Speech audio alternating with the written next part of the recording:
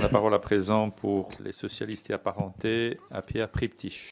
Monsieur le président de séance, je voudrais naturellement saluer au nom des socialistes et apparentés l'ensemble des trois intervenants et vous remercier à la fois pour vos éclairages.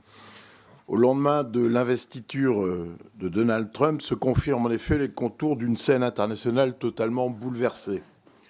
Les trois intervenants ont rappelé déconstruction, occidentalisation du monde, mais aussi un moment de bascule, mais aussi le retour de la brutalité. Placé sous le règne de deals commerciaux, sous le règne du rapport de force, que vous appelez le rapport du fort, d'un deal maker, mais aussi avec des stratégies du faible que nous devons prendre en compte, avec l'intimidation du fou, pour reprendre vos mots, capable de cumuler fort et fou, s'emparer du canal de Panama, acquérir le Groenland, intégrer le Canada en tant que 51e État, avec aussi la remise en cause du droit international. L'Europe, la France ont des faiblesses parce qu'elles ont des dépendances nombreuses. L'industrie de défense, les géants de la tech américaine, la dépendance énergétique, l'espace, les fonds marins avec notamment les terres rares et les nodules polymétalliques, mais aussi l'électronique avec une faiblesse de sa production et des composants électroniques, mais aussi les communications. Donald Trump, symboliquement, a déclaré la guerre commerciale.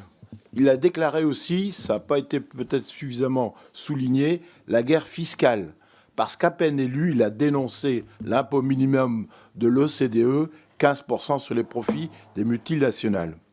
Il faut maintenant dépasser les constats et esquiver une réponse européenne, en effet, autour du couple franco-allemand.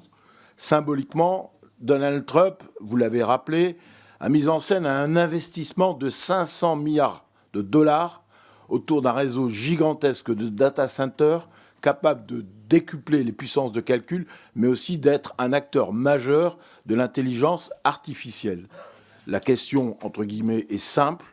Face aux menaces qui pèsent pour l'Union européenne, pour la France, du fait de la nouvelle administration de Trump, quels pourraient être les contours d'une réponse globale européenne permettant à la fois de relever les défis de la dépendance, et j'insiste sur ces 5 dépendances, et notamment une dépendance que l'on minimise, celle des communications, puisque je rappelle tout de même qu'il y a des réseaux d'espionnage d'informations techniquement évolués, maîtrisés par les États-Unis.